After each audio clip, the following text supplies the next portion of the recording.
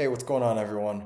Thanks for joining me for another Scripture Sunday where I draw together my experience from various areas, from science to religion, personal development, high performance, my own spiritual awakening, so we can zoom out and take a more practical, down to earth look at some broader spiritual principles.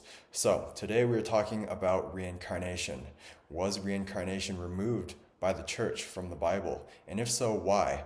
And can reincarnation actually be the key that unlocks the central message of Christianity and allows us to reconcile the Christian faith with other religions of the world? So, if you enjoyed this content, I'd really appreciate if you can give this video a thumbs up and subscribe to the channel if you're new here so you don't miss out on any episodes.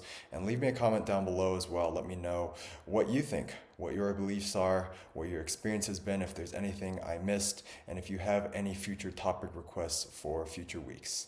So, with that, let's jump in. Now, there's this idea in many world religions, and I'm speaking more particularly of Christianity because this is the faith that I grew up in. It's the religion that I feel most qualified to talk about and give you some of the things that I've experienced. But in general, there's this idea that this life is a one and done, that we pop into existence. We don't really know why God created us and put us into this body.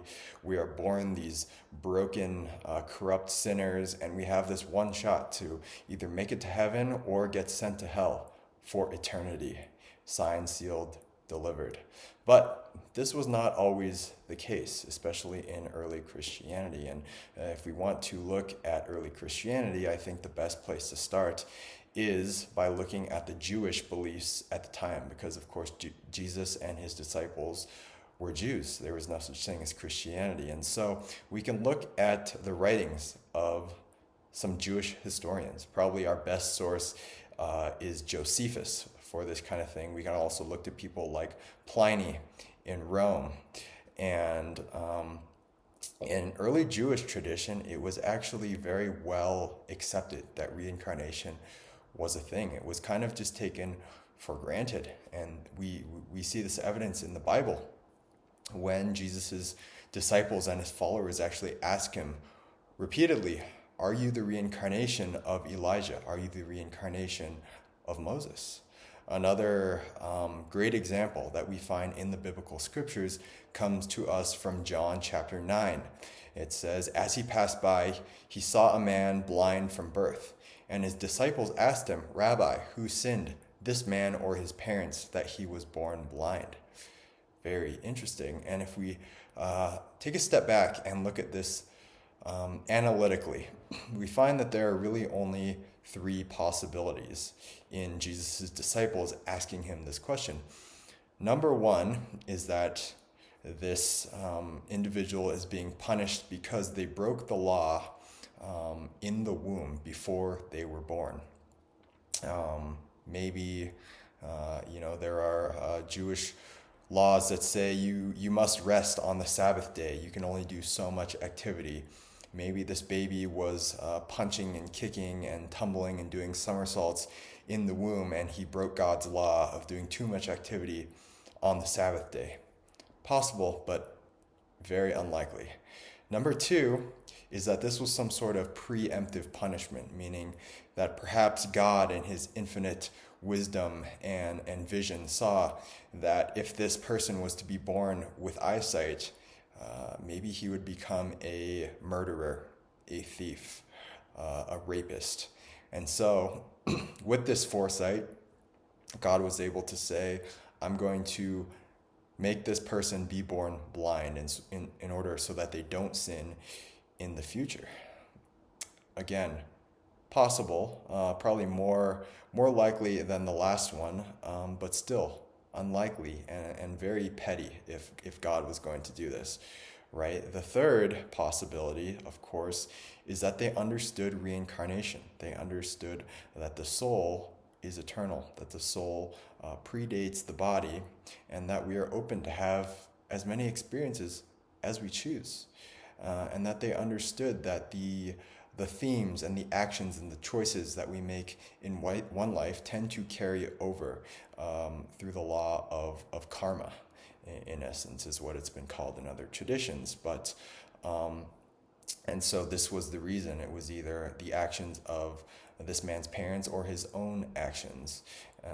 Jesus answers basically that this isn't a punishment, that there is no punitive God who would do this. And this is why Jesus says, it was not this man who sinned or his parents, but that the works of God might be displayed in him. But regardless, it seems that reincarnation is the most likely possibility from these three choices. And if we look in the Bible, it's there. There are several instances where we do find evidence of these early beliefs, but we have to look far and wide. It seems that there was a deliberate effort to remove most traces of reincarnation from the Bible. All signs point to it being scrubbed by the Roman Catholic Church in subsequent centuries. And this was the thing, is that today we think of Christianity as this established doctrine, this very cut and dry teaching that has existed since the time of Jesus, and it hasn't really changed much. But this couldn't be further from the truth. In early Christianity, immediately following Jesus' life, there was a lot of debate and even confusion as to what just happened. What did we experience? What is the nature of the Christ? Who was Jesus? Was he the Son of God? What were his teachings? What were the true meaning of what he came to teach us? And so there were many conflicting groups shortly after Jesus' life who were fighting to come out on top, who all had their thoughts and their opinions about what Jesus was here to teach, who he was. A lot of this debate was trying to combine the newfound Christian faith with other religions, other ways of spiritual thought, especially the mystical teachings coming out of places like Egypt and Alexandria, the philosophy coming out of Greece and Rome through people like Plato. And so there was a lot of chaos, and it was very uncertain whose theology would come out ahead. And there was a lot of open debate, free speech, as there should be, the exchange of ideas. And I think we have lost that to a large degree today. And we can even look back to some of the writings of the early church fathers, people like Origen, Basilides, Justin Martyr, St. Clement of Alexandria, and these great thinkers, these great minds of the church talked about reincarnation. They hinted at it. They called it transmigration, the transmigration of the soul. Essentially, their belief was the soul is eternal. It predates the existence of the body, and the soul drops into the body for this experience. And what they hinted at is that they believe that the soul has no limits. We're not limited and constrained to a single life. And these were even Christian thinkers and Catholic minds today will say that these are some of the greatest minds that the church has ever seen. And ironically, and maybe unsurprisingly, they were subsequently labeled as heretics and sort of excommunicated because their beliefs differed from what the official church stance officially became. And even today, you find a lot of division amongst Christians. Reincarnation is not a huge topic, but there is a large disagreement between does the soul come first, or does it come into existence at the same time that the body is created? And so different Christian denominations have different beliefs, and strangely, each group says that the other is wrong. And this is another big problem with religion, is there is such a big difference within religions in the different beliefs that are shared across the sects and the denominations. And so many of these denominations are so far apart, they're essentially worshiping different gods. And so this begs the question, they each profess to be Christians, but since their gods are fundamentally different, does this mean that they go to different heavens? Does this mean that one denomination gets saved and the other doesn't? And just another big question mark on some of the problems that really plague our divisive religious worldview today. Now, this debate of who was going to win out, it all kind of seemed to come to a head in the 500s AD. And from what we can tell, from what we can ascertain, most people believe that it was 553 AD at the Second Council of Constantinople when reincarnation was removed for good. It was deemed unfit for the doctrine by the Catholic Church. The Roman emperor at the time was a man by the name of Justinian. His wife was named Theodora, and from what we can tell, it was Theodora who really wore the pants in this relationship. And she mainly wanted reincarnation taken out of the doctrine because the Roman emperors at the time, they were head of the church and head of the state. And what they really wanted was to be revered by the people and kind of almost worshipped as gods, as these elite beings that were untouchable. And what Theodora and Justinian realized was that if the people understood that we come back again and again in different circumstances, different families, different lineages, the people would not revere them in this way. They wouldn't bow down because they would understand that the rulers and the elites of today may come back tomorrow as slaves and beggars. And so this was not beneficial to the image of the Roman elite. They also realized if people knew that they could play this game as many times as they would like, why would they hand their life over to an institution of the church?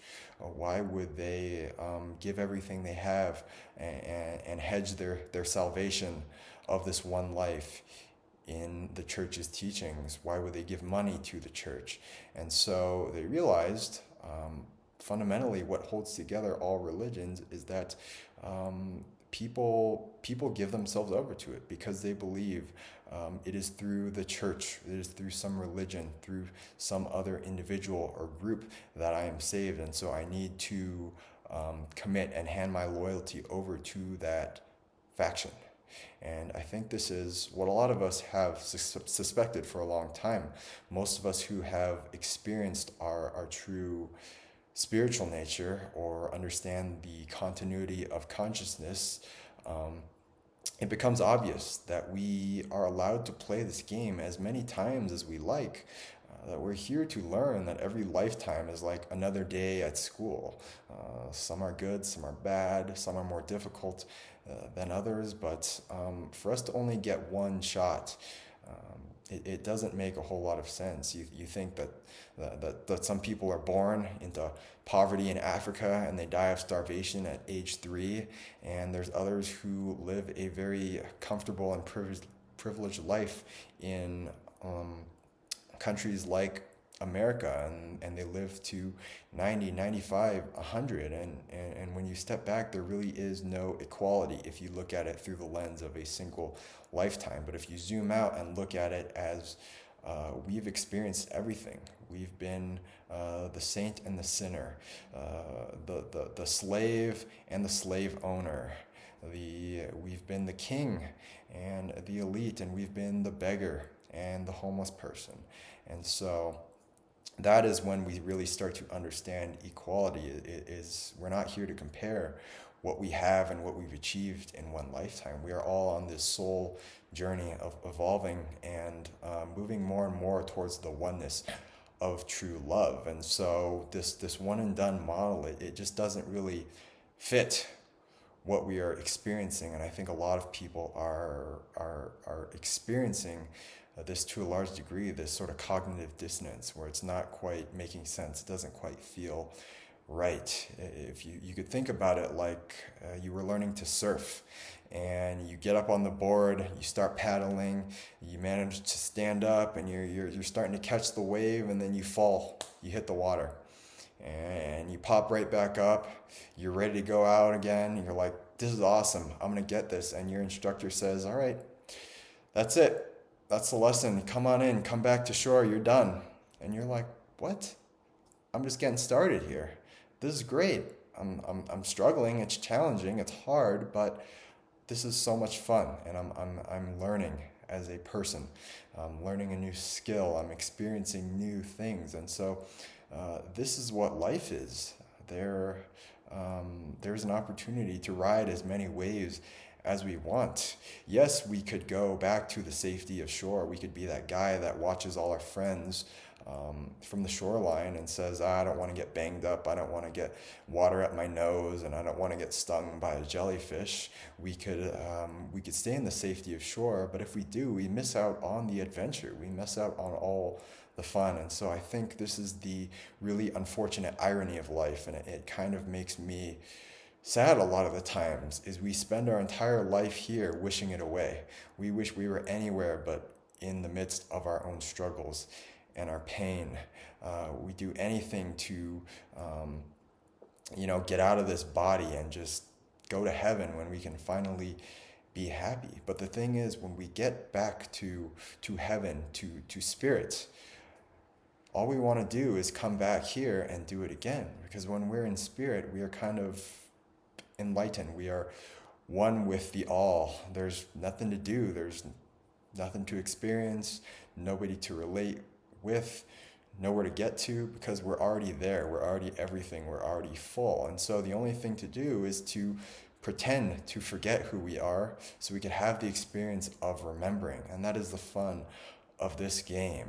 And so it is not about handing ourselves over to an institution who's going to save us, or a religion, or finding some kind of saving through anybody else. It's not about looking ahead to the day when we get to leave this body and get to heaven. It's about soaking up every drop of this experience in all of its joy, in all of its glory, in all of its pain, in all of its challenges. It's to remember that we chose this life. We chose to come here. And I don't believe this takes away in any way from the central message of Christianity. If anything, it really enhances it. It is a much more empowering view of life, to realize that things aren't happening to me, that there is no external God who is imposing his will on me without my permission, right? God can't go around stuffing unsuspecting souls into bodies and just saying, good luck, man, I hope you make it to heaven, we'll see you on the other side. No, we choose it, we pick it, and a lot of times we make it hard on ourselves. The central message of Christianity remains that it is always the Christ within. It is forming Christ within us, within our own hearts. It's to remember that we are one with the Father and one with everybody else, one with all life. And this is when we are saved, is when we can walk around embodying this, living as if. But this is the adventure we picked. We designed the game. We set up the board for ourselves, and we already dealt ourselves a winning hand. So how would you choose to live if you knew that you couldn't lose? How would you choose to live if you knew you could never be forsaken and abandoned by this higher divine power that is pure unconditional love? How would you live if you knew you had as many tries as you wanted? And I challenge you to live this way. You are a winner in God's eyes just for participating in this game, for having the bravery and the courage to come here to Earth, especially at a time like this that is chaos. It is a time of so much turmoil and change. But you will always be a child of God, a child of the Most High. Nothing can ever take that away. Yes, we will make mistakes. We will slip up. We have all been those people who did some heinous things, but it's just because we were afraid and scared and we forgot who we are. And the more we remember who we are, the more we start to feel that fullness, the wholeness, the more we just want other people to experience that, and loving and giving becomes our natural state. And so the whole point of the game is to remember that, to remember who we really are at our core, and then to live as if we had never forgotten that, to play the hand that you dealt yourself as if that was the hand that you truly, genuinely wanted. So I want to thank you for joining me for this Scripture Sunday. I certainly hope that you will join me again. If you haven't already, give this video a thumbs up down below and hit the subscribe button as well. You can check out the description for some other free resources that I will link to there. And I just appreciate you guys listening in, taking the time out of your day to really just commit to your own transformation and your own awakening and your own enlightenment. You will touch so many lives. You are destined for this more than you can imagine. And so every little step matters, and I am honored and privileged to be a part of your journey. So thanks for taking the time today. I'll see you guys next time.